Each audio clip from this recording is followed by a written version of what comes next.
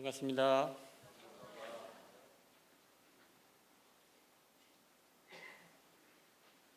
새벽녘에 하늘을 보니까 너무 날씨가 좋고 또 아침에 햇살을 보니까 너무 좋아서요. 근무를 안 하신다면 밖에 나가서 그냥 좀 산책도 하시고 그랬으면 좋겠다는 마음이 들었어요. 예. 나머지는 알아서 시간 잘 가지시기 바랍니다. 날씨가 너무 좋아서요. 예.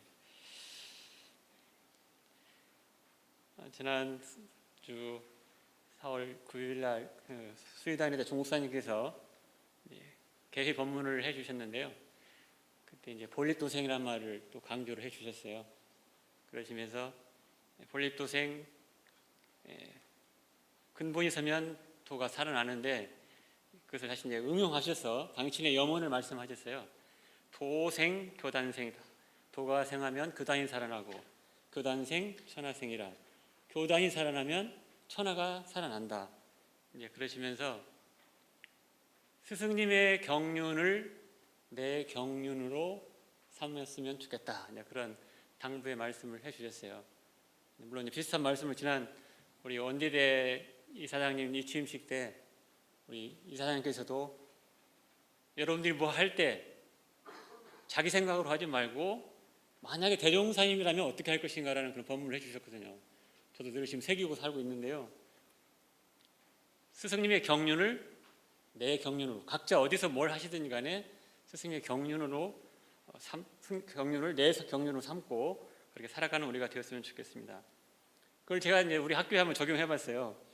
교직원, 학생생, 우리 교직원 선생님들이 각자 자리에 잘 서 계시면 자기 역할을 잘 하시면 학생이 살아나고 학생이 살아나면 원광이 살아나고 원광대학교가 살아나면 세상이 살아날 수 있겠다. 그런 생각을 해봤습니다.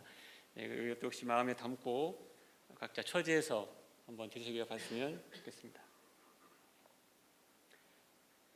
오늘 개교 동계 이제 공부 좀 하는 시간인데요.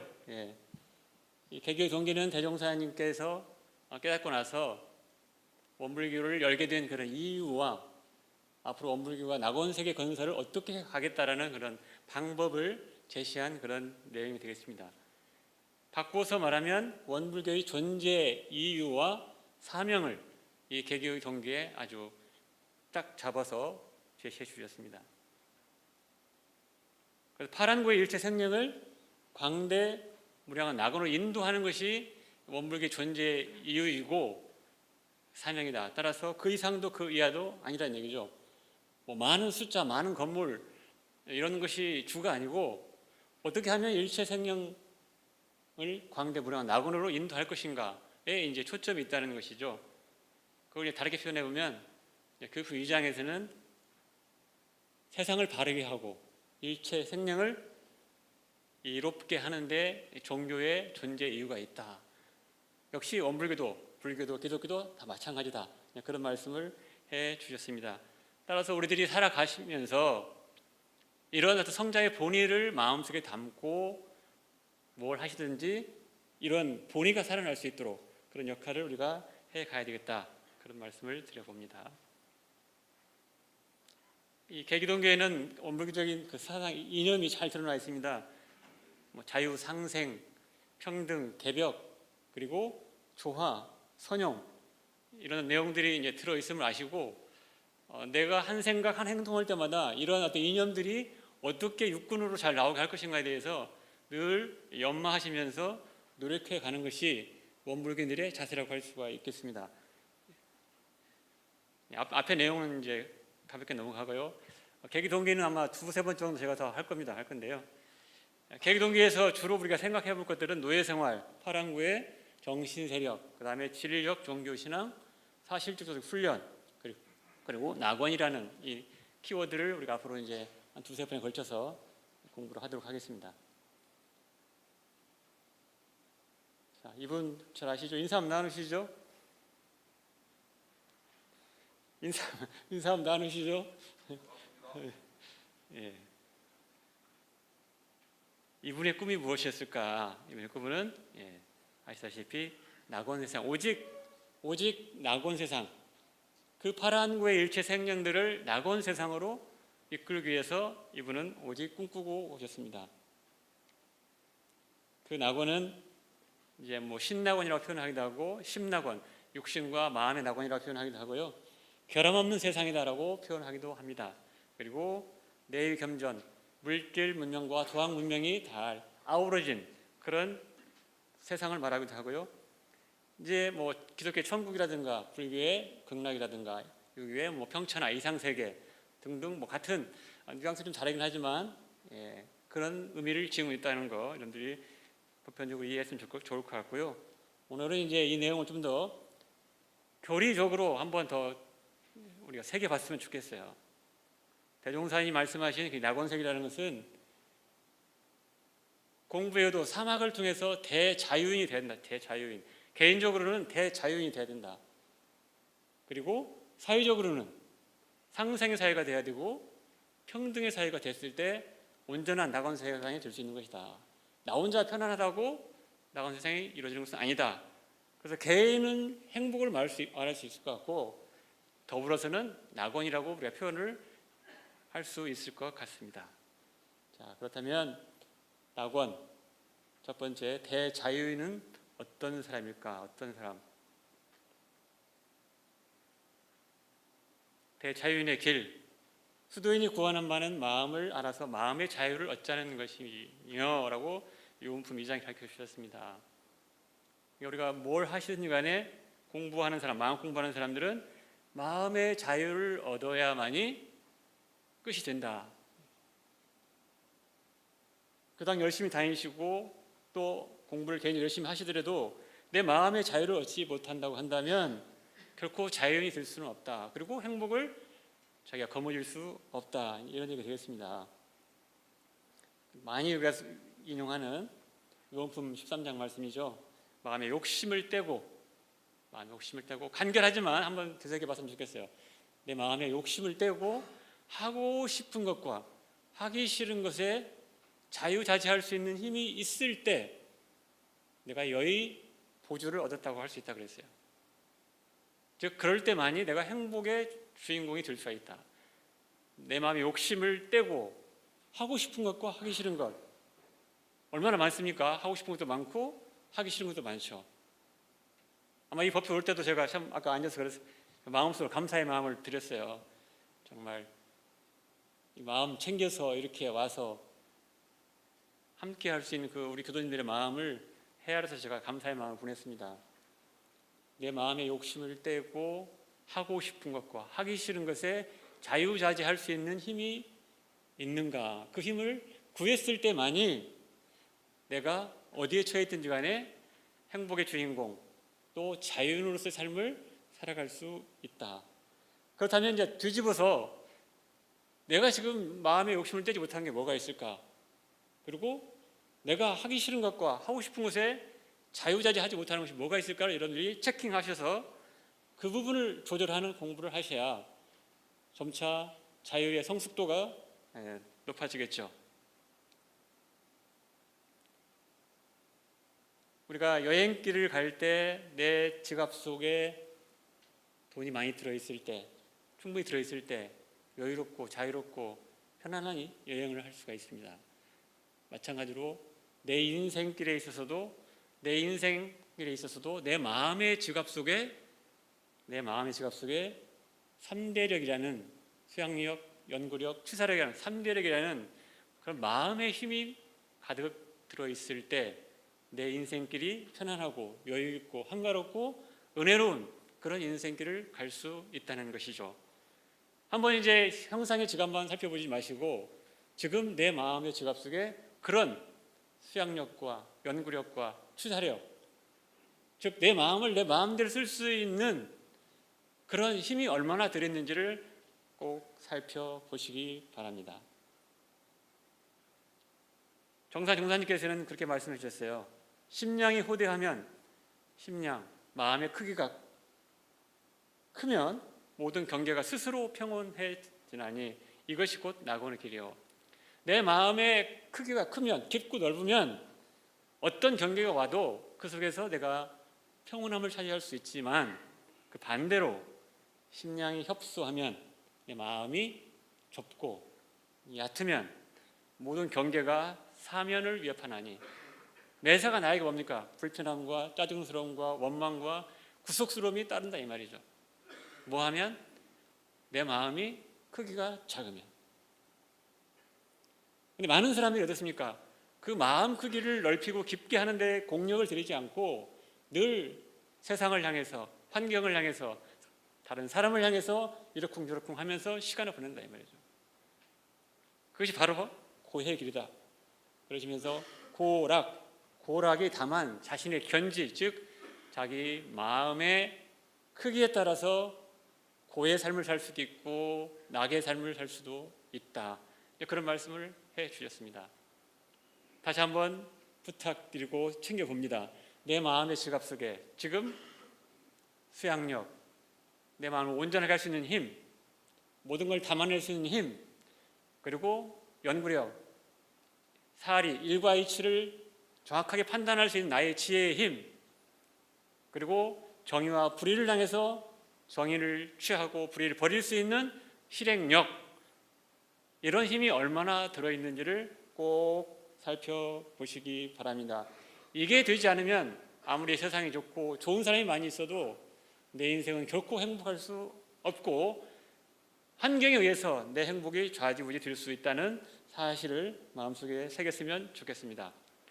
두 번째 낙원의 요건은 상생의 사회입니다. 개인적으로는 그렇게 내가 마음 먹기에 따라서 행복을 가져올 수 있지만 세상은 나 혼자 사는 게 아니기 때문에 사회적으로도 어떤 조건이 갖춰졌을 때 더불어서 낙원 세상을 살 수 있다, 이런 얘기가 되겠습니다.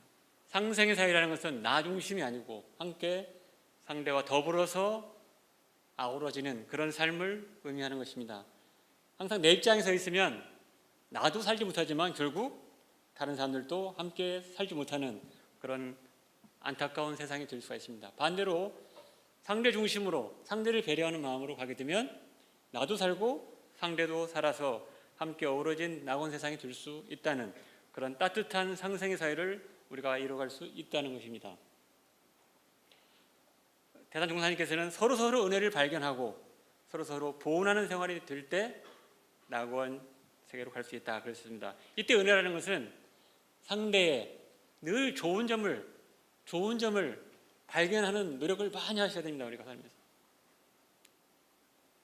수없이 좋은 일을 많이 하고 있고 따뜻한 마음이 있음에도 불구하고 우리가 모른 척하고 애써서 외면하는 그런 마음이 아니라 정말 하나라도 찾아서 그 아름다움이, 그 은혜의 싹이 드러날 수 있도록, 장점이 드러날 수 있도록 그렇게 살아갔으면 좋겠습니다. 어디에서?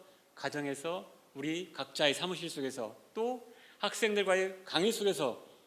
학생이 다 잘하지는 않지만 잘하는 구석이 있으면 그 잘하는 구석을 자꾸 드러내서 그 아이가 그 사랑의 힘으로 성장할 수 있도록 그렇게 해주는 것이 은혜 발견하는 것입니다.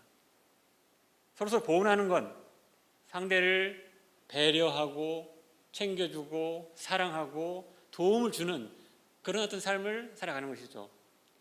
거창한 돈이 아니라 하더라도 마음으로 사랑하고 마음으로 배려하고 그리고 내 몸으로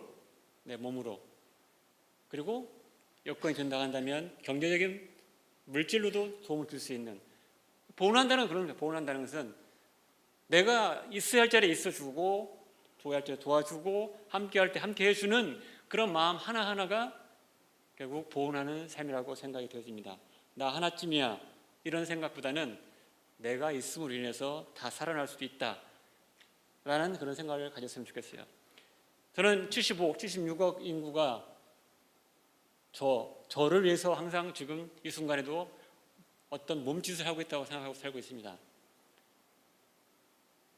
그렇게 75억 인구가, 76억 인구가 나를 위해서 지금 뭔가 하고 있기 때문에 나에게 주어진 시간과 공간을 내가 헛되이 아무렇게나 의미 없이 보낼 수 없다는 것이죠.